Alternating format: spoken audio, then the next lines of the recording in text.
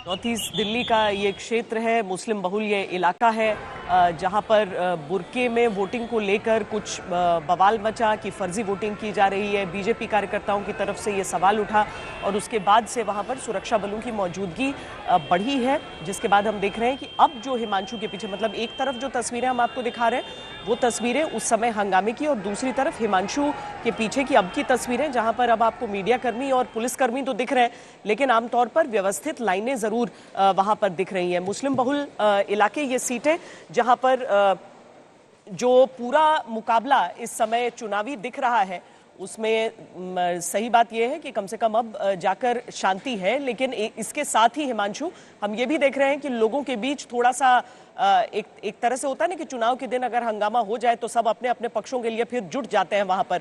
वही तस्वीर सीलमपुर के इस बूथ पर भी नजर आ रही है, और चूंकि बाकी जगहों पर भी ये बातें फैल ही जाती हैं तो लोग अब चुनावी दिन में इन तस्वीरों को भी देखते हुए जाते हैं। हालांकि हम ये भी बता दें, आप ये देख रहे हैं, हंगामा देख रहे हैं, तो उसके साथ ही आप वहां पर अब शांति भी देख रहे हैं, तो वोट देने के लिए निकले जरूर। और हिमांशु, यही कोशिश वहां पुलिस वालों की भी होगी कि लोगों में वो विश्वास वापस भरे, ताकि ऐसा ना हो कि बूथ पर लोग आना बंद कर दें। आइए, शांति वापस बहाल है वहां। बिल्कुल, और इसी जी बिल्कुल, देखिए इसी विश्वास की वजह से ज्यादा देर तक पुलिस ने बूथ को बंद नहीं रहने दिया। श्वेता, जैसे ही बूथ बंद हुआ, हंगामा शुरू हुआ, तो कुछ ही देर में पुलिस ने तुरंत दोबारा अंदर चीजें मैनेज की और बाहर से एक बार की भीड़ हटाई और एकदम से बूथ को खुलवाया, ताकि लोग जो यहाँ पर वोट देने आ रहे हैं उनमें किसी तरीके का असंतोष न हो और जो हंगामा शुरू हुआ वो बढ़ने न पाए। तो दो तरीके से यहाँ पे काम हुआ। एक तो यहाँ पर वोटिंग को कुछ ही मिनटों में दोबारा रिस्टोर किया गया, वोटिंग शुरू हो गई, और जो लाइन है वो देखिए, वो लाइन अच्छे तरीके से मैनेज कराई गई।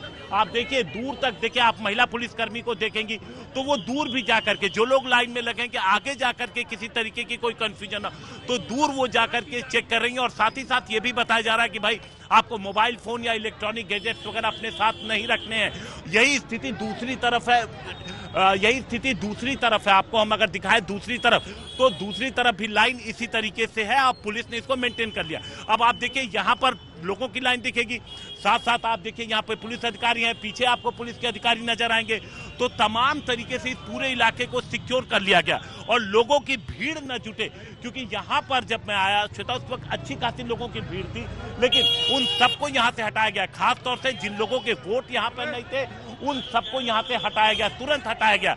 और दूसरी तरफ जो उम्मीदवार हैं जो इस जगह से चुनाव लड़ रहे हैं, तमाम बीजेपी के, कांग्रेस के, आम आदमी पार्टी के, उनसे भी पुलिस ने बात की और बोला कि भाई सब कुछ नॉर्मल है और यहाँ पर लोगों की भीड़ न जुटे, इसका ध्यान रखने की जरूरत है। तो आप ये देखिए किस तरीके से इस एक दीवार बना दी गई है। आप देखिए वोटिंग स्टेशन के बाद यहाँ पर आप देखिए तो अधिकारी हैं, केंद्रीय रिजर्व पुलिस है, तो एक तरीके से पूरी दीवार बना दी गई है कि अंदर जो पूरा इलाका है वो सुरक्षित है। वोट देने जो लोग आ रहे हैं, जिनके पास वैलिड डॉक्यूमेंट्स है, वो यहाँ पे वोट दे सकते हैं। और अगर किसी को कोई ग्रीवेंसेस है या किसी तरीके की शिकायत है या फर्जी वोटिंग की किसी तरीके की, तो वो शिकायत भी यहाँ पर दे सकता है और फौरन उस पर कार्रवाई का, दिल्ली पुलिस से जो हमारे आला अधिकारियों से बात हुई उनका कहना है कि फौरन